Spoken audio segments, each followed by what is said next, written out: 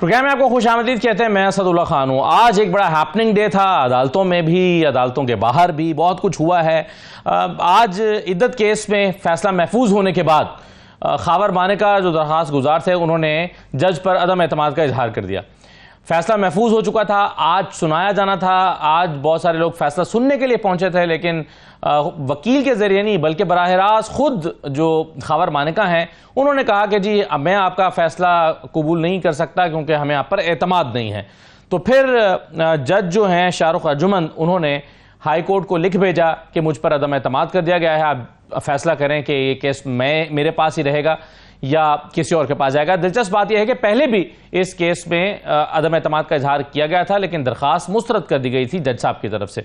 और उसके बाद फिर अदालत के बाहर जो हुआ वो विजुअल्स भी आप देख रहे हैं। खावर मानेका साहब नारे लगाते हुए बाहर आए तो उन पर पुलिस जो वकला थे उन्होंने हम धावा बोल दिया, उनकी पिटाई की, उनको ज़मीन पर गिरा दिया और उनको मुक्के मारे। तो ये सब कुछ आज अदालत में हुआ है। दूसरा जो गुमशुदा शायर अहमद फरहाद हैं, उनकी गुमशुदगी का जो मुअम्मा है वो भी हल हो गया है। आज अदालत में रिपोर्ट पेश की गई है और बताया गया है कि वो पुलिस की हिरासत में हैं और बाग पुलिस की हिरासत में हैं कश्मीर में, क्योंकि वो एक गाड़ी में सफ़र करते हुए जा रहे थे। जब उनको रोका गया तो उन्होंने पुलिस के साथ जो है वो तलकलामी की, गुलूगीर हुए, इस FIR में लिखा हुआ है और उन पर कार्य सरकार में मुदाखलत का मुकदमा दर्ज किया गया है। दिलचस्प बात यह है कि इस पर जो तारीख दर्ज है इस FIR पर, अगर आप देखें तो वो 29 मई 2024 यानी आज की तारीख है और आज सुबह 7 बजे ये FIR दर्ज हुई है। जो वक्त 7 बजे का, ये वकूआ 7 बजे का है जब ये FIR उसके बाद फिर दर्ज हुई है। तो ये इस पर तारीख और वक्त जो है FIR पर देखा जा सकता है। लेकिन बहरहाल चलिए, अहमद जो फरहाद है उनकी गुमशुदगी का ये मामला हल हो गया और वो अब पुलिस की हिरासत में हैं, तो अदालती कार्रवाई आगे बढ़ेगी। एक बहुत ही इंपॉर्टेंट चीज़ जो आज मैं जिससे बल्कि प्रोग्राम शुरू करना चाहूँगा वो ऑर्डिनेंस हैं, दो जो पेश हुए हैं सदारती ऑर्डिनेंस, और उसमें से अब अहम बात यह है कि इलेक्शन कमीशन को अपनी मर्जी के इलेक्शन ट्राइब्यूनल्स बनाने का इख्तियार मिल गया है। जो रिटायर्ड जजेस पर मुश्तमिल जो ट्राइब्यूनल्स बनाए जाएंगे उसके लिए यह भी इख्तियार मिल गया है इलेक्शन कमीशन को कि वो हाई कोर्ट के चीफ जस्टिस साहिबान से अब मुशावरत के भी पाबंद नहीं रहे और चीफ जस्टिस से मुशावरत के बगैर ही खुद से ट्राइब्यूनल बना सकती है और रिटायर्ड जजेस पर मुश्तमिल ट्राइब्यूनल बना सकती है। यानी जो साबिका सेक्शन 140 था उसको मुकम्मल तौर पर बहाल कर दिया गया। और इसमें एक और पहलू भी यह है कि जो इस वक्त ज़ेरे समाअत केसेस हैं, जैसे इस्लामाबाद की 3 सीटों का मामला इस्लामाबाद हाई कोर्ट के एक जज साहब के पास चल रहा है, तो अब यह इख्तियार भी इलेक्शन कमीशन के पास आ गया है कि वो नए ट्राइब्यूनल जो बनेंगे, जो साबिक रिटायर्ड जजेस पर मुश्तमिल होंगे, ये पहले से चलने वाले केसेस को भी उनकी अदालत में मुंतकिल किया जा सकेगा। लेकिन इस पर पीपल्स पार्टी और खुद PMLN के कई लोगों ने भी इन ऑर्डिनेंसेस पर एतराज उठाया है। खासतौर पर नैब का जो ऑर्डिनेंस है उस पर नून लीग, और ये वाला जो ऑर्डिनेंस है इस पर रजा रब्बानी साहब और पीपल्स पार्टी के दूसरे लोग भी इन दोनों ऑर्डिनेंसेस पर बल्कि एतराज उठा रहे हैं। इन तमाम चीज़ों पर आज हम गुफ्तगू करेंगे। मेरे साथ स्टूडियोज़ में राना एहसान अफजल साहब मौजूद हैं, प्राइम मिनिस्टर के कोऑर्डिनेटर। बहुत शुक्रिया राना साहब, खुश आमदीद कहते हैं आपको। मौला बख्श चांडियो साहब हमारे साथ मौजूद हैं, पाकिस्तान पीपल्स पार्टी के सीनियर रहनुमा हैं, और मेहर बानो कुरैशी साहब हमारे साथ मौजूद हैं, पाकिस्तान तहरीक इंसाफ के साथ आपका ताल्लुक है। आप सबको खुश आमदीद कहते हैं। मौला बख्श चांडियो साहब, मैं आपसे शुरू करता हूँ। सबसे ये जो 2 ऑर्डिनेंस आए हैं जिस पर आज रजा रब्बानी साहब ने भी तनकीद की है, और ये जो इलेक्शन कमीशन को इख्तियार मिल गया है कि हाई कोर्ट के जजेस चीफ जस्टिस साहिबान से मुशावरत की जरूरत भी नहीं है और साबिक जजेस को आप ट्राइब्यूनल्स पे लगा सकते हैं, इस पर पीपल्स पार्टी के कुछ लोग तनकीद कर रहे हैं। क्या ये पार्टी का मौक़िफ़ है और या फिर ये इंडिविजुअल किसी की राय है, और आपकी राय क्या है?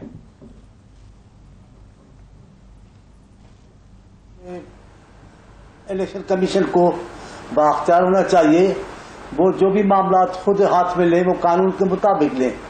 लेकिन कई बातें हैं जो अगर कानूनी फौरी तौर पे हवाले से नहीं डील की जाती तो उस पर आर्डिनेंस आ जाते हैं। आर्डिनेंस आना कोई अचंभा नहीं है, लेकिन ना आना चाहिए। जो कानून है उसके मुताबिक चलना चाहिए। आर्डिनेंस की हिमायत हमने कभी नहीं की। हमने तो कहा कि ये आर्डिनेंस फैक्ट्री जो है ये काबिल कबूल नहीं। अभी भी ये जो आर्डिनेंस जो आए इनकी वजह से आप देखिएगा शक शुबात बढ़ जाएंगे। इस पे इस अंदाज से खुलकर हिमायत नहीं होगी, एतमाद का इजहार नहीं होगा जैसे आम कवानीन के तहत होता है या इलेक्शन कमीशन अपना अख्तियार इस्तेमाल करे तो। लेकिन इन आर्डिनेंस पर तनकीद होगी और शक शुबात बढ़ेंगे। ना आते तो अच्छा था, लेकिन अभी मुझे पता नहीं, मैं हुकूमत में नहीं बैठा हूँ, लेकिन मुझे नहीं पता कि उनकी क्या मजबूरी थी ये ऑर्डिनेंस आए। लेकिन चांडी साहब, आप कह रहे हैं कि आपने कभी ऑर्डिनेंस की हिमायत नहीं की, मगर ये आपके कायम मकाम सदर यूसुफ रजा गिलानी साहब ने जारी किए हैं ऑर्डिनेंस।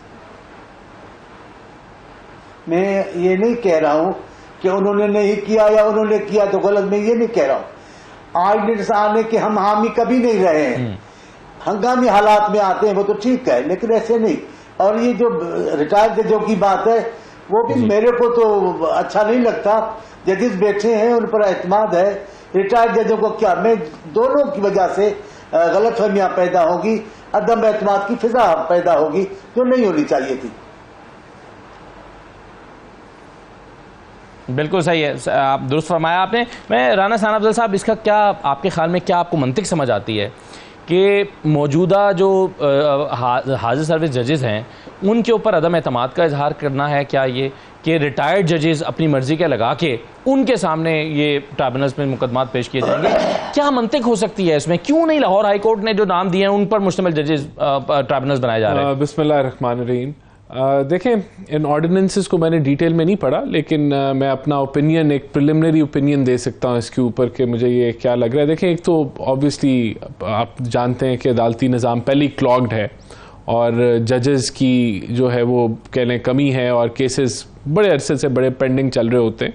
तो शायद ये एक वजह सोची हो कि इलेक्शन ट्रिब्यूनल के अंदर अगर वो ज़रूरत महसूस करते हैं कि उन्होंने कोई रिटायर्ड जजेस लेने, ये ऐसा नहीं है कि वो हाजिर जज नहीं ले सकते, लेकिन ये एक ऑप्शन उनको दे दी गई है कि अगर वो रिटायर्ड जज समझते हैं कि लेने हैं तो वो ले सकें। तो देखें, इसके अंदर आप एक तरीके से जब अदालतें खुद जजेस दे रही हैं तो अवेलेबल हैं तो दे रही है ना। या तो अदालत कहे कि जी हमारे पास जजेस की कमी है, हम ट्राइब्यूनल्स के लिए जजेस नहीं दे सकते। ये तो हमें पता है ना कि आपका जो है अदालती निज़ाम जिस मर्जी लेवल का हो, हाई कोर्ट लेवल पे हो, वो आपका उससे सेशन कोर्ट लेवल पे हो, क्लॉग्ड है और आपको उसको एक्सपैंड करने की ज़रूरत है। तो इसमें तो कोई शक नहीं है कि एक अब इस निज़ाम के अंदर अगर आप इसको डबल भी कर दें तो शायद जो बैकलॉग है वो ख़त्म हो या ना हो। तो उसके अंदर देखें, अगर आपने स्ट्रेंथन किया है इलेक्शन कमीशन ऑफ पाकिस्तान को कि वो अपनी एक इंडिपेंडेंस के साथ अपनी इलेक्शन ट्रिब्यूनल्स को जो है, इलेक्शन कमीशन खुद फरीक है। ये शिकायतें दरअसल इलेक्शन कमीशन के ही खिलाफ हैं कि इलेक्शन कमीशन ने सही इलेक्शन कंडक्ट नहीं करवाया, तो और इख्तियार भी अब इलेक्शन कमीशन को दे रहे हैं, तो ये तो कॉन्फ्लिक्ट हो गया है। वैसे बहरहाल ये जो इलेक्शन ट्रिब्यूनल है, ये फर्स्ट आपका जो कंप्लेंट एक कह लें कि वो हेयरिंग होती है। अगर उसके ट्रिब्यूनल के फैसले अगर आपको नहीं पसंद तो आप पास आगे भी अदालती जो है वो मौके अवेलेबल हैं कि अगर 4 साल तक ट्रिब्यूनल का फैसला ही ना आए तो देखिए, ये तो फिर वही मैं बात कर रहा हूँ ना, पहली क्लॉग्ड है तो चीज़ें। तो अब तो ये अगर ये इनको जो भी रिटायर्ड लगाते हैं या हाजिर जज लगाते हैं, फिर तो चीज़ें तेज़ी से बढ़ना शुरू हो जाएंगी आगे। बहरहाल इसमें पिक एंड चूज होने का मैं ये ज़रूर मैं समझता हूँ कि आप पुराने जो रिटायर्ड जज हैं उनमें से पिक एंड चूज करके लगाएंगे मर्जी के फैसले लेने के लिए, ये इल्ज़ाम लगाया जा रहा है आपके ऊपर। इस तरह के इल्ज़ाम तो अब जिस तरह लाहौर हाई कोर्ट ने अगर कोई जज देने तो वो भी पिक एंड चूज करके दे सकते हैं। जिस तरह यहाँ तो अदालतों हाजिर सर्विस जज है ना, हाजिर सर्विस जज भी हैं, लेकिन यहाँ तो अदालतों के ऊपर भी शक बात उठते हैं कि पता नहीं जी वो किसको फेवर कर रहे हैं या नहीं कर रहे हैं। ये बदकिस्मती है, लेकिन उठते हैं। तो वहां भी पिक एंड चूज का तो आप, मैं इल्जाम की बात कर रहा हूं ना, इल्जाम लगाना है, आप कहीं भी फिट इन करते हैं तो इल्जाम तो यहां भी जो है वो फिट इन आप कर सकते हैं, वहां भी कर सकते हैं कि मौकफ ये नहीं रहा जिस तरह पहले आजकल कुछ लोग जो है अप्रीहेंशन क्रिएट करते हैं chief justice of supreme court पे कि पता नहीं वो क्या। और इसी तरह पहले हम जो है वो बंदियाल साहब के बारे में हमारा एक मौकफ था, तो ये मौकफ तो किसी भी वक्त किसी के लिए भी आप फिट इन कर सकते हैं।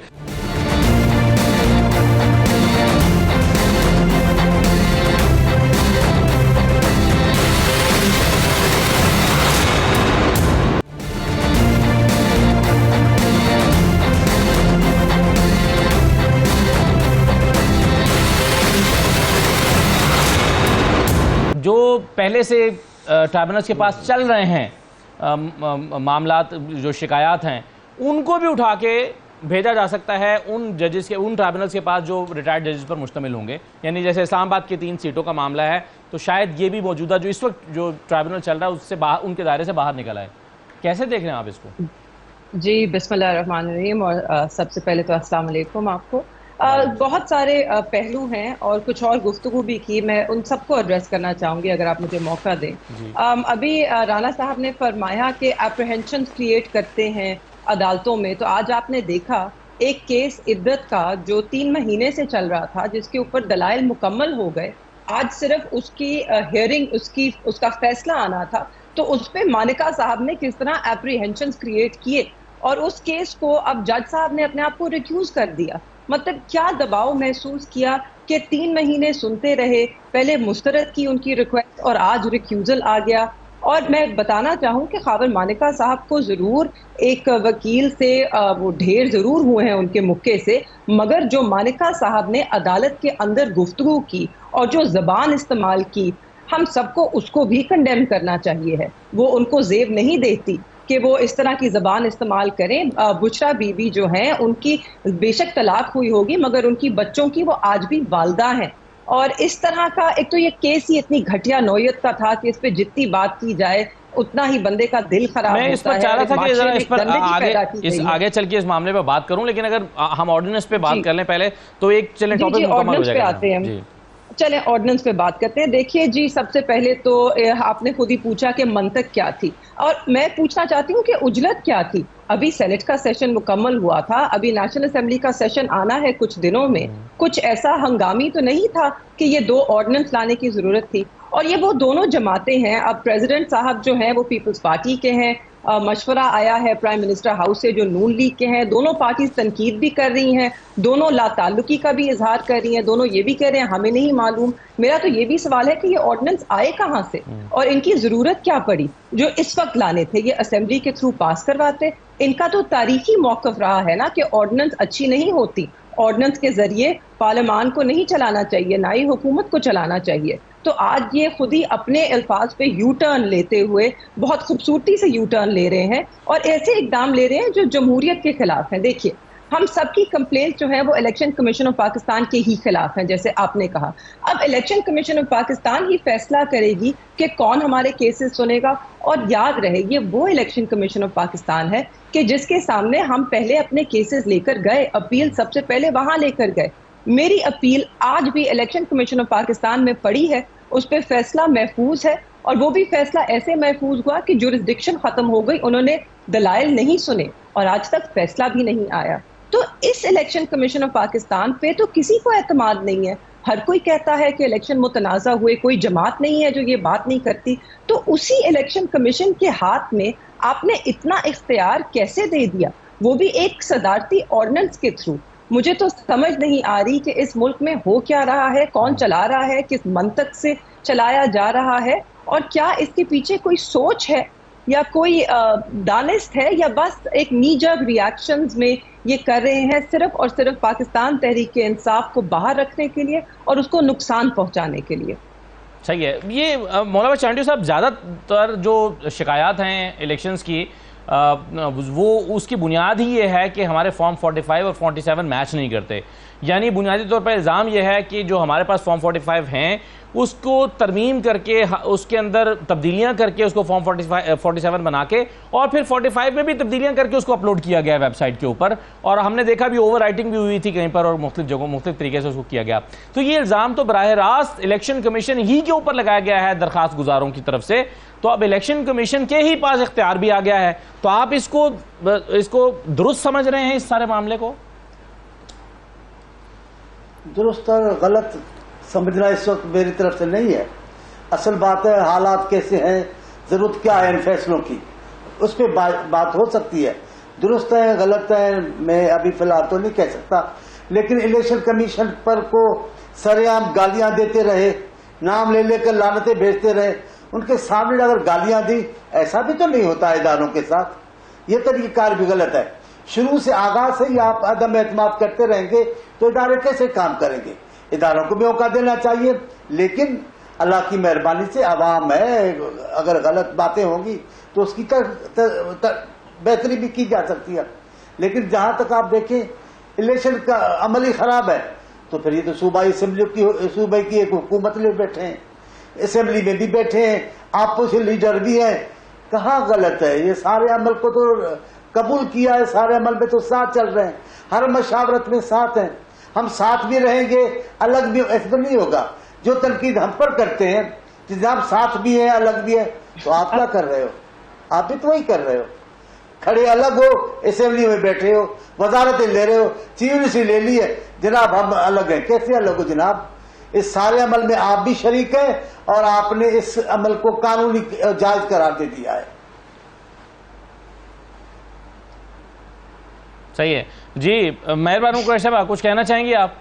मैं फिर आगे बढ़ूं। जी, मैं बिल्कुल कहना चाहूंगी। मैं सिर्फ इनसे पूछना चाहती हूँ कि बिल्कुल जो शायद प्रोजेक्ट कर रहे हैं अपने आप पे, इनके ऊपर जो इल्जामात लगे हुए हैं, हुकूमत का हिस्सा भी हैं, कहते हैं अलग भी हैं, कहते हैं इसके खिलाफ भी हैं, मगर इन्हीं के जमात के जो सदर हैं इस वक्त यूसुफ रजा गिलानी साहब एक्टिंग प्रेसिडेंट हैं, वही ये ऑर्डिनेंस भी जारी कर रहे हैं, उसी से ये लाताल्लुक भी हैं, वो उनका कॉन्फ्लिक्ट ऑफ इंटरेस्ट भी है, वो ये ऑर्डिनेंस भी ला रहे हैं। इनकी बातों में इतनी बौखलाहट है, इनके तर्ज अमल में इतनी बौखलाहट है कि बंदे को समझ नहीं आता कि ये किसके कहने पे चीज़ें कर रहे हैं। मैं अब पेंडेंसी पे बात करना चाहती थी कि देखिए, राना साहब ने बात की कि पेंडेंसी है केसेस की, तो शायद इसलिए रिटायर्ड जजेस को लाया गया है।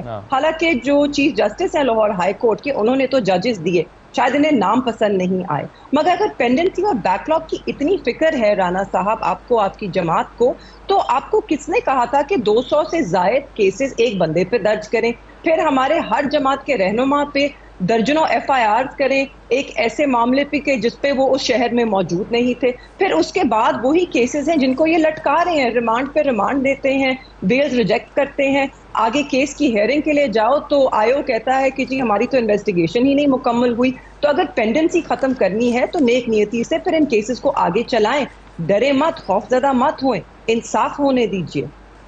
जी बिल्कुल। राना साहब, एक इसमें जो यूसुफ रजा गिलानी साहब के हवाले से बात हो रही है कॉन्फ्लिक्ट ऑफ इंटरेस्ट की, यूसुफ रजा गिलानी साहब और उनके साहबजादे माशाल्लाह सभी, आप 4 लोग जो हैं वो 3 लोग MNA बन गए, एक MP और ख़ुद चेयरमैन सेनेट बन गए।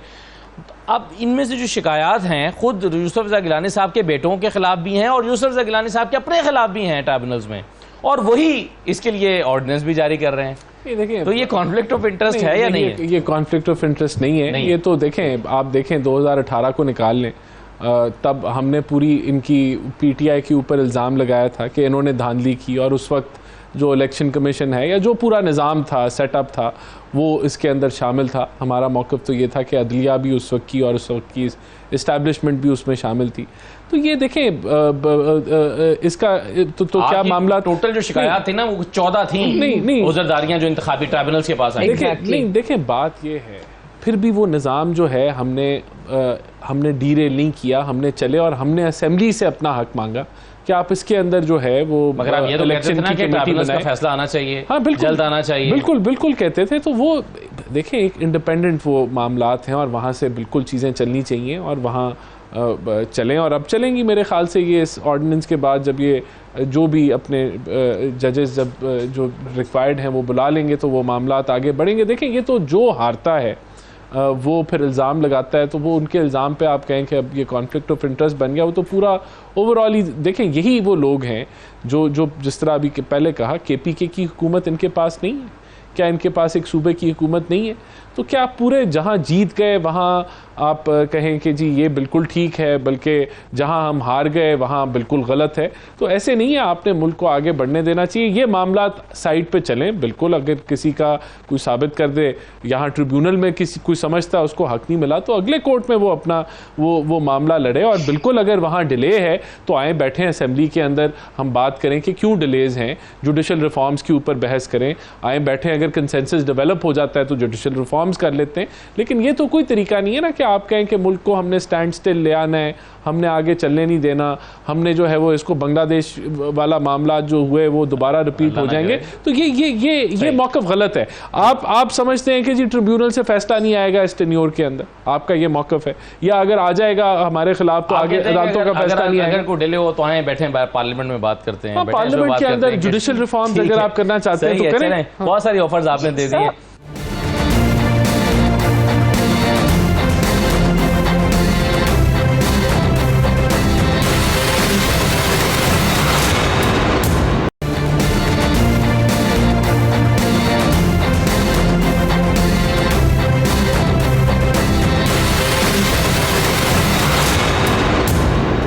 खुशामदीद कहते हैं। मेहरबानो साहबा, पहले आपसे फिर मैं राना साहब की का मौक़िफ़ लेता हूँ कि ये जो दूसरा ऑर्डिनेंस आया है नैब तरामीम के हवाले से, एक तो ये अपने तौर पर एक बड़ी तशवीश की बात मालूम होती है कि नैब तरामीम को ऑर्डिनेंस के ज़रिए से क्यों लाया गया, और ये मैं नहीं कह रहा बल्कि ख़ुद मौलाना बख्श साहब भी कह रहे हैं। तो इसमें जो एक बदनीयती पर मबनी जो केस बनाने वाले अफसर की सज़ा है वो 5 साल कर दी गई थी, लेकिन उसको वापस 2 साल कर दिया गया है। आप इसको कैसे देख रही हैं? और रिमांड अब 40 दिन का होगा नैब कस्टडी में, इसको कैसे देख रहे हैं? जी बहुत दिलचस्प।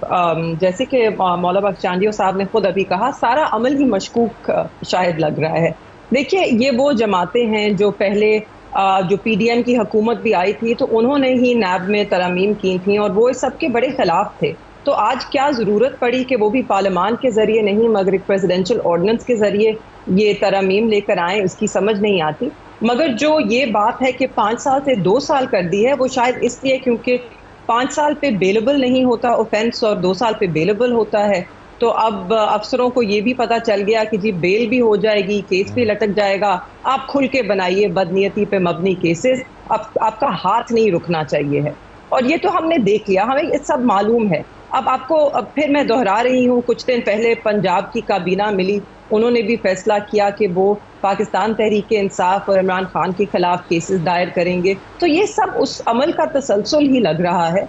लगता है कि हुकूमत सिर्फ चाहती है कि जैसे वो पहले खुद कहा करते थे कि नैब जो है उसको ख़त्म कर देना चाहिए, वो सियासी इंतकाम का एक टूल है, एक ज़रिया है, तो इन्होंने उसको ज़रिए को और मजबूती से इस्तेमाल करना चाहते हैं, शायद इसीलिए ये तरमीम लेकर आए हैं।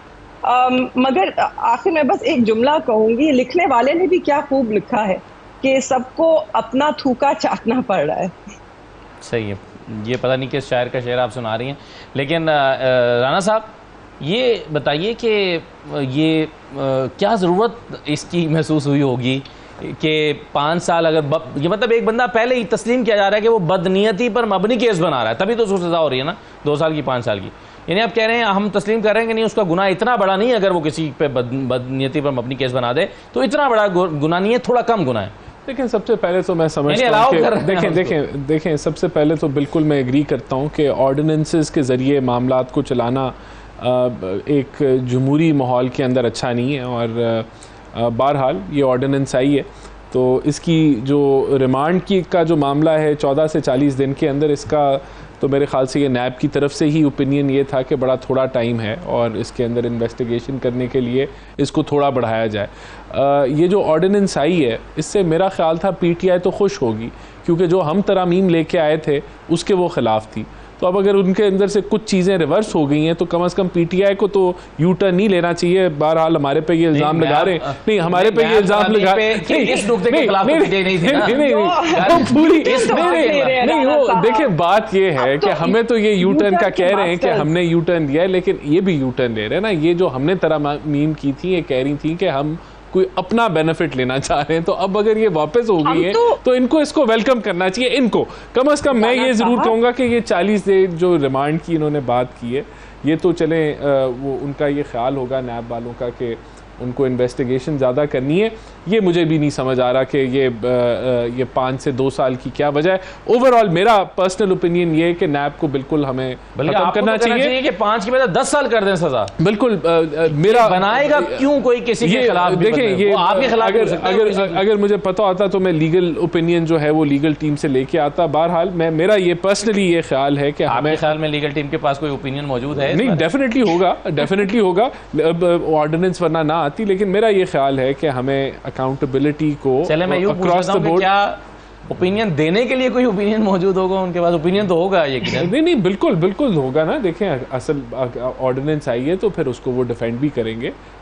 मुझे क्योंकि मैंने ये ऑर्डिनेंस वंस अगेन नहीं पढ़ा तो मुझे डिटेल नहीं पता। बहरहाल अगर कोई किसी ने गलत केस बनाया है तो उसकी सज़ा तो 5 साल भी रहती तो कोई उसमें मसला नहीं था। जी बिल्कुल सही है। चलें मैं आगे बढ़ता हूँ इद्दत वाले मामले में। आज हुआ ये है कि फ़ैसला महफूज था। आज सब लोग फ़ैसला सुनने के लिए गए और फ़ैसला सुनने के लिए जब गए तो जज साहब पर अदम एतमाद का इजहार कर दिया गया। हालांकि ये अदम एतमाद का इजहार पहले भी किया गया था और उनकी ये दरख्वास्त मुस्तरद कर दी गई थी, लेकिन आज फ़ैसला महफूज होने के बाद इस दरख्वास्त को कबूल करते हुए फिर मामला हाई कोर्ट के पास भेज दिया गया है। इद्दत केस में और फिर बाद में हमने अदालत के बाहर लड़ाई झगड़ा भी देखा, पीटीआई के कुछ वकला ने मारा भी, पकड़ के घूंसा मारा, मुक्का मारा खावर मानका साहब के। ये हमारी अदालतें और हम ये किन चक्करों में पड़ गए हैं चांडियो साहब, ये इद्दत के मामले और फिर जिस अंदाज में नए प्रेसिडेंट सेट हो रहे हैं कि फैसला महफूज होने के बाद अदम एतमाद हो गया और उसको कबूल कर लिया गया। अदलिया के साथ पीटीआई के ज़माने से क्या हो रहा है, जब उनकी पसंद के चीफ जज साहबान बैठे थे और जज से फैसले ले रहे थे, किस अंदाज से जल्दी जल्दी इंसाफ फराम हो रहा था जो आम आदमी का मुकद्दर नहीं था। लेकिन मैं आपको एक ईमानदारी की बात बताता हूँ। खान साहब की शादी का मामला हुआ, दूसरी बीवी को तलाक हुई और इस बीवी के साथ मामला हो रहा था, तो मेरे चेयरमैन ने मुझे कहा, जिनका नाम बिलावल भुट्टो है, यह है शराफत की तरबियत, यह है सियासी तरबियत, यह है आला ज़र्फी। मुझे बिलावल साहब ने कहा, मौला बख्श आप जाते हो टीवी पर, खान साहब की जाती जिंदगी पे नहीं बात कर ली। मैंने कहा सही, मैंने उनका नाम ही नहीं लिया, मैंने हॉस्पिटल का नाम ले लिया था, उसमें उनका वालदा का नाम आया, तो मेरे चेयरमैन नाराज हुए, कहा बस अभी बात खत्म, मैं नहीं चाहता कि हम उनकी जाती जिंदगी में मुदाखलत, उनकी माँ का जिक्र हो या उसकी बीवी के मामलात में हम बात करें। ये है आला ज़र्फी। और वहां खान साहब को देखो क्या नहीं छोड़ा।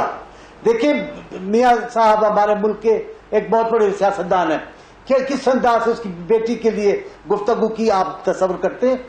एक कौमी लीडर ऐसी बात कर सकता है? किस लीडर को गालियां नहीं दी, किस लीडर के लिए बदकलामी नहीं की गई? हमने नहीं कहा, हम नहीं करते।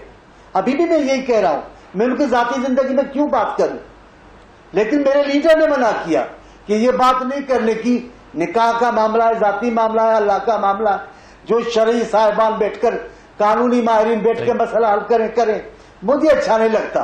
मुझे मेरे लीडर ने मना किया है, और वैसे भी हम नहीं करते। हम सियासी लोग हैं, हम अचानक नहीं आए, हम ऐसे जमीन से उगकर नहीं निकले।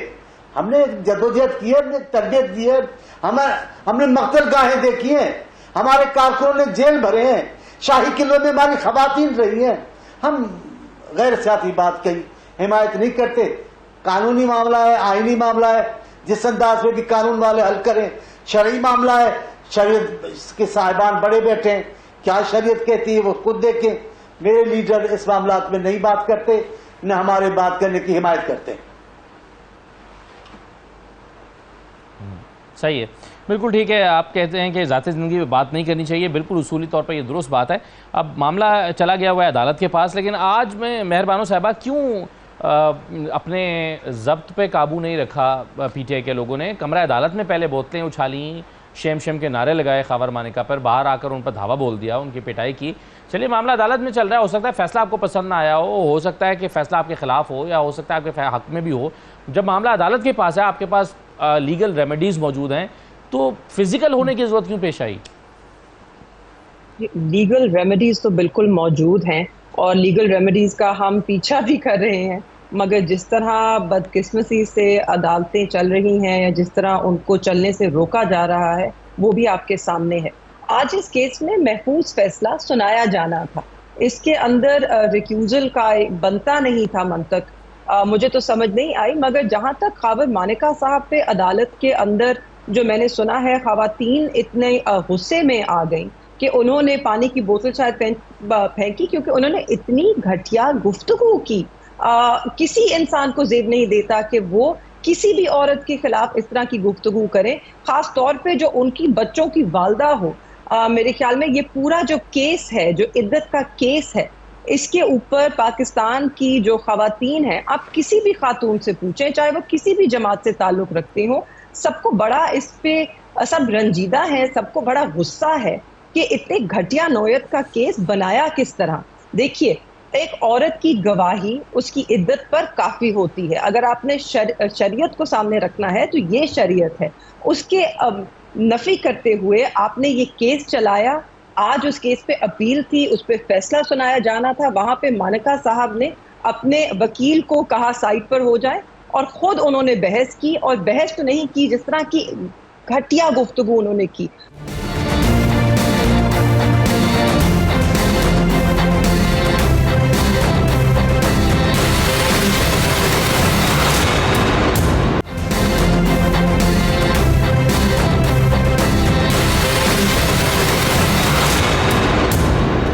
आपको खुशामदीद कहते हैं। मौलाना चांडियो साहब, कल नैब तरामीम केस की समाअत होने जा रही है। इस पिछली समाअत को छोड़कर उससे पहले जो समाअतें हो रही थी उसमें हम लाइव स्ट्रीमिंग देख रहे थे, क्योंकि ये बहुत अहम नोयत का केस है। लेकिन पिछली मरतबा चूंकि वीडियो लिंक पर एक बानी तहरीक इंसाफ एक पॉलिटिकल लीडर ने आना था, तो लाइव स्ट्रीमिंग नहीं हुई। मैं ये नहीं कह रहा कि इस वजह से नहीं हुई, उसकी वजह शायद कुछ और होगी, वो वजह हमें नहीं बताई गई चीफ जस्टिस साहब की तरफ से, लेकिन बहरहाल ये उनका इख्तियार है। आप क्या समझते हैं कि इस केस में लाइव स्ट्रीमिंग होनी चाहिए, क्योंकि ये बहुत अहम नौयत का केस है और इस पर पहले भी लाइव स्ट्रीमिंग हो रही थी? मैं आपकी बात पे मुतफिक हूँ, बात कर रहा हूँ, लेकिन मेरी बहन ने बड़ी अच्छी बातें की हैं, मेरे दिल की बात है। और ऐसी ही हमदर्द खातून होनी चाहिए जो पाकिस्तान की खवातीन के लिए इस अंदाज से बोल रही हैं। कोई बात नहीं, अगर वो इमरान खान साहब की शरीक हयात हैं, उनकी तरफ बोल रही है, कोई बात नहीं, लेकिन इस अंदाज से वो पाकिस्तान की तमाम खवातीन के हुकूक का तहफ़्फ़ुज़ कर रही है, खवातीन के तौहीन पर एहतजाज कर रही है। मैं इनसे कह रहा हूँ, आप कहाँ चली गई थी उस दिन जब वो जरदारी साहब की हमशीरा को रातों रात लेकर घर से लेकर जेल लेकर आकर पहुंचा दिया, और कानून था न कोई तरीकेकार था? आप कहाँ चली गई थी जब वो मियाँ साहब की बेटी के लिए जो कह रहे थे? आपको याद है, ऐसे बीबी नाम ना ले, शोहर नाराज हो जाएगा। आप कहाँ चले गए थे? ये जो पूरी खवातीन के लिए, पाकिस्तानी खवातीन के लिए मेकअप पर, उनके कपड़ों पर, उनके लिबासों पर जो तबसरा करते रहे, आप पता नहीं क्यों उन पर एहतजाज नहीं करती? मेरी बहन वो भी खवातीन है, वो भी किसी की बहू बेटियां हैं। चांडियो साहब से नहीं बोलना चाहिए। अगर जी, मैं आपको जवाब दे देती हूँ। जी बोले। मैं आपको जवाब दे देती हूँ चांडियो साहब। आप मेरे जितने भी टॉक शोज हैं या कोई इंटरव्यू है उसको उठा के देखें, जहाँ जब बात मुकम्मल करने आपको जवाब दे बात करने दे चांडियो साहब को, आप मुझे ऐसा नहीं करेगा बयान मेहरबानों को बात करने दें, मुझे बात करने दें। साहब आप बात मुकम्मल कर, मुझे बात करने दें। मैं अच्छा नहीं समझता चांडियो साहब, सब्सटेंस अगर मेरे मैं अच्छा नहीं समझता, कहिए चांडियो साहब, बहस करूं, मुझे अच्छा नहीं लगा। मैंने ऐसी कोई बात नहीं की जिसपे आप गुस्सा हो गई। मैं तो कह रहा हूँ वकालत करनी है तो पाकिस्तान की तमाम खवातीन की वकालत करें, गुस्सा नहीं हुई, सिर्फ पार्टी कायद की खातून की क्यों करती है? आप पूरे पाकिस्तानी खवातीन की खान साहब ने किस अंदाज से बेइज्जतियां की है वो आपको याद नहीं है? किस अंदाज से खवातीन पे तबसरे किए वो आपको याद नहीं है? मैं ये कह रहा हूं, अब इसमें गुस्से की क्या बात है? मैं तो आपके तबके की बात कर रहा हूं ना, मैं तो आपकी गुस्सा नहीं हो रही सर, नस्ल है उस खवातीन का तबका, उसकी बात कर रहा हूं। आप बहुत अच्छा बोल रही हैं, मैं तो तारीफ की आपकी, लेकिन पूरे मुल्क के खवातीन की मैं आपके इनके पास कोई इखलाकी जवाब नहीं है। मेरी बहन में मुनासिब नहीं है, मैं खवातीन के साथ इतना लड़ाई नहीं करता, मैं अपना मौक़िफ़ रखता हूं, तो इन किसी की नहीं करता। आप भी मेरे बात अपना मौक़िफ़ रख लें। मैं कह रहा हूं ये अच्छी बात आपने की, लेकिन ये वकालत पाकिस्तान की तमाम खवातीन की होनी चाहिए था। खान साहब ने तमाम पाकिस्तान के साथ सही है, क्या हो गया? बिल्कुल सही है। चांडियो साहब आप कह रहे हैं कि तमाम खवातीन के, फिर अब आपके जमाने में मरियम नवाज साहबा के होटल के कमरे का ताला तोड़ा गया था, आपको याद होगा, उस वक्त आप लोगों ने उसकी मजम्मत क्यों नहीं की? चांडियो साहब इस तरह के वाकयात याद दिला रहे हैं आपको? जी बिल्कुल, वो इस तरह के वाकयात याद दिला रहे हैं, और मैं बिल्कुल कह रही थी कि अगर आप मुझे मौका देते, अगर आप मुझे चांडियो साहब 1 मिनट दे दीजिए, आप कितना बोलना चाहते हैं बोलिए, मेरी बात तो पूरी हो जाए, 1 मिनट तो दे, मेरी बात तो पूरी हो जाए, फिर एक मोहलत तो मुझे बात तो करने दे, फिर जो चाहे आप करें। चांडियो साहब देखिए, असली तो पहली बात, ना मैं जज्बाती हो रही हूँ, ना मैं गुस्सा हो रही हूँ, मैं बड़े तहम्मुल से, बड़े प्यार से जवाब दे रही हूँ। अगर अच्छा मेहरबानो कुरैशी साहबा, एक मिनट में जरा चांडियो साहब बात मुकम्मल कर लें, फिर आपको मैं वक्त देता हूँ, फिर आप अपनी बात कर लीजिएगा। चलें, वो कहना चाह रहे हैं ना, कुछ कहने दीजिए चांडियो साहब को। क्यों आप जी चांडियो साहब कहिए। सारे मुल्क में सिर्फ पीटीआई को हक है बात करने की और गालियां देने की, और कोई पार्टी अपना मौक़िफ़ नहीं रख सकती। असला खान साहब अगर आप मुझे मौक़िफ़ नहीं कहिए सर, कहिए, तो मुनासिब नहीं होगा। मैं खवातीन के साथ बहस मुबाहिदा करके उनकी तौहीन कभी नहीं करता हूँ। मैं तो मर्दों की नहीं करता, खवातीन की कैसे करूंगा? सही है, सही बहनें बेटियां हैं। हाँ, तो मैं ये कह रहा हूँ, ये अच्छी बात उन्होंने की, लेकिन ये बात सिर्फ एक खातून के लिए क्यों? ये बाकी खवातीन जिनके मैंने नाम लिए वो खवातीन नहीं है, आम पाकिस्तानी खवातीन, उन सब के लिए जो उन्होंने बातें की है वो कहाँ अच्छा लगता है? आप बताएं तो सही। इनके तबसरे तो याद करें, इनकी बातें तो याद करें। लगता ही नहीं कि ये मुल्क में इस बड़े तबके खवातीन का एहतराम करते हैं, बिल्कुल नहीं। अभी भी यूरोप के अंदर बने बैठे हैं, बड़े फैंसी बने बैठे हैं, बड़े आजाद ख्याल बने बैठे हैं। अपने घर की बात आती है तो परेशानी भी होती है, बुरा भी लगता है कि भाई वो खान साहब की शरीक हयात है। बाबा और उनकी बहनें बेटियां हैं, उनका भी एहतराम करो तो आपका एहतराम हो। आप किसी का एहतराम नहीं करेंगे, कोई आपका भी एहतराम नहीं करेगा। मैं आपसे नहीं बात कर रहा हूं, मेरी बहन है, मुझे मुनासिब भी नहीं लगता। मैं बीच में भी नहीं बोलता, कभी किसी के बीच में नहीं बोलता। आप टोक रही हैं, फिर मैंने कहा मेरी बहन जी सही है सर। चलिए, आपने अपना मौक़िफ़ तफसील से रख दिया चांडियो साहब, बिल्कुल सही है। अब मैं चाहूंगा कि मेहरबान कुरैशी आप अपना जो मौक़िफ़ देना चाहती हैं आप कहिए। जरूर जी, बहुत तफसील से रख दिया मौक़िफ़, और इतनी तफसील देने की जरूरत नहीं थी। अगर मुझे आप शुरू में ही मौका दे देते तो हम आगे गुफ्तगू में बढ़ सकते। और मैं आपको ये बताना चाह रही थी चांडियो साहब, बाकियों के लिए तो मैं नहीं बोल सकती, अपने लिए जरूर मैं बात कर सकती हूँ। मेरे जितने भी इंटरव्यूज हैं, जितने भी बयानात हैं, आप वहां पे देख लीजिए, चाहे मरियम बीबी हो या कोई और खातून हो, जब भी उन पे बात आई है मैंने तो बड़ा चांडियो साहब आप पे जाती तौर पे नहीं कह रहे ना, चांडियो साहब तो आपकी जमात के बारे में कह रहे हैं, आपकी पार्टी के बारे में कह रहे हैं। नहीं जी सर, नहीं असदुल्ला साहब, उन्होंने बिल्कुल जाती कहा कि उन्होंने कहा कि मैं कहाँ थी, अभी मैं खवातीन के लिए बात करी हूँ, मगर मैं कहाँ थी जब ये सब हुआ। तो मैं इनको बताना चाहती हूँ कि मैं यही थी जहां मैं आज हूँ। इसी असूल पे मैं तब भी खड़ी थी, आज भी खड़ी हूँ। खवातीन के लिए इस तरह की गुफ्तगू कभी इस्तेमाल नहीं करनी चाहिए। मेरा हमेशा मौक़िफ़ रहा है और हमेशा रहेगा हर जमात के लिए। इनफैक्ट यहाँ तक मेरे अपने पार्टी के चेयरमैन है ना इमरान खान साहब, जब उन्होंने जलसे में, तब तो मैं सियासत में भी नहीं थी, मगर उन्होंने जब जलसे में मरियम बीबी का नाम लेके कहा कि वो जब उनका नाम इतना लेती हैं, तो मैंने तो तब भी ट्वीट किया था, अपने चेयरमैन के बात को क्रिटिसाइज किया था कि उन्हें ऐसा नहीं करना चाहिए है। इतना इखलाकी जवाज मुझ में है, मेरे असूल इतनी, मैं अपने असूलों के पाबंद हूँ, मैं उन पे खड़ी रहती हूँ, मैं आए बाएं शाएं नहीं कर रही। उनके लिए भी गलत है, इनके लिए भी गलत है। आप बदकिस्मती से जब इनके पास कोई जवाज नहीं होता है तो ये हमेशा माजी में जाते हैं और हमारे माजी को ही खंगालते रहते हैं, टटोलते रहते हैं। मगर आज पे बात कीजिए, क्या जो आज हो रहा है वो सही है? क्या जिस तरह खवातीन को पिछले 1.5 साल में सड़कों पे घसीटा गया, जिस तरह उनको ना हक कैद में रखा जा रहा है, जो उनके साथ जुल्म और नाइंसाफी हो रही है, जिस तरह चादर चार दीवारी पामाल की गई है, और जिस तरह यही तो चांडियो साहब ने कहा कि आप लोगों ने जैसे फरियाल तारपुर साहबा का उन्होंने मिसाल दी है, उस वक्त जब आप गिरफ्तारियां कर रहे थे, वो तो that is in the past ना। मैं इनसे इनकी बात कर रही हूँ, मैंने अपना जवाब दे दिया, मगर ये सब बताएं क्या इनकी चूं भी निकली? ये तो कुछ तक नहीं, जब खवातीन के साथ क्या कुछ नहीं हो गया। आज पाकिस्तान के कानून के खिलाफ बेल्स नहीं दी जा रही खवातीन को, क्या इनकी आवाज उठी है उस पर? हमें आईना दिखाना बंद कीजिए, जरा खुद भी आईना देख लीजिए, आपको भी कोई इतना अच्छा चेहरा नहीं नजर आएगा। ठीक है जी, मेरी बहन, हमने कहा है तो नहीं दिया, जो है उनको रिहा होना चाहिए, हमने मुतालबा किया है। दबे लफ्ज़ों। चलिए चांडियो साहब कह रहे हैं कि तो उसे यकीनी बनाए, आईने ओहदों पे आपकी जमात के लोग। राणा साहब जो है ना वो सारे डिस्कशन से ताल्लुक से होकर बैठे हुए हैं। मैं वापस आ जाता हूं अपने जरा पुराने मौजू पर। कल लाइव स्ट्रीमिंग आप देखना चाहते हैं? नैब तरमीम क्या हो रही है, आप चाहेंगे कि लाइव स्ट्रीमिंग हो? देखिए ये फैसला अदालत का है, हमें नहीं आप चाहेंगे देखना? देखिए मैं तो चाहूंगा बिल्कुल देखना, लाइव स्ट्रीमिंग हो, आप देखें, मुझे कोई मसला नहीं है। देखें ये जब वो तस्वीर आई तो इन्होंने इतना प्रोपोगंडा किया कि खान साहब की तस्वीर आई तो पता नहीं डर गए, फलाना हो गए। भाई ये खान साहब तो जो है वो लॉन्ग मार्च कर रहे थे, तो अब दूसरी गली में नहीं पता होता था कि वो लॉन्ग मार्च कर रहे हैं।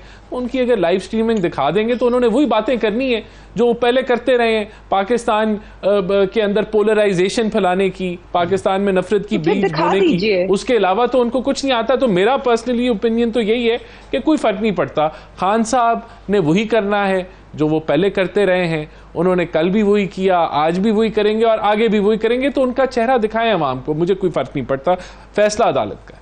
ठीक है जी, मगर खान साहब इनकी जमात को, इनकी हुकूमत को जरूर पड़ता है, इसलिए उनके नाम पर पाबंदी है, उनकी तस्वीर पर पाबंदी है। हरकत की वजह से है ना, अब उन्होंने हरकतें बात ऐसी करते की हैं हैं, राणा उन्होंने साहब। 9 मई के कौन से वाकयात, क्या- फिर आप अच्छा, 9 मई के ओवरऑल आप वाकयात, देखें ये वो 190 वाकयात मिलियन हैं, डॉलर की जो राणा साहब। मामलात थे और दीगर मामलात हैं, वो तो राणा देखें साहब, मीर राणा जाफर, साहब, मीर सादिक, एवनफील्ड में एक पूरी रहने तारीख है वालों उनकी। को, एवनफील्ड में रहने वालों को नाक की केसेस की 190 गुफ्तगू मिलियन नहीं डॉलर करनी चाहिए है। 190 मिलियन पाउंड की वजह से थोड़ी नाम पे पाबंदी लगती नहीं है। नहीं नहीं, मैं और ये वो केस है, 9 और मई ये के वो केस मोस्टली है, 9 मई हाँ, 9 मई के साहब, हवाले से बिल्कुल सही है। जो पोलराइजेशन और नफरत की सियासत ये उनका बात जो ठीक है। चलिए, बहुत ट्रेडमार्क है शुक्रिया, खान बहुत साहब को शुक्रिया और राणा साहब PTI आपका। मौलाना चांडियो साहब बहुत शुक्रिया प्रोग्राम में शिरकत करने के लिए। मेहरबानो कुरैशी साहब अभी शो में मौजूद थी। इजाजत दीजिए, अल्लाह हाफिज।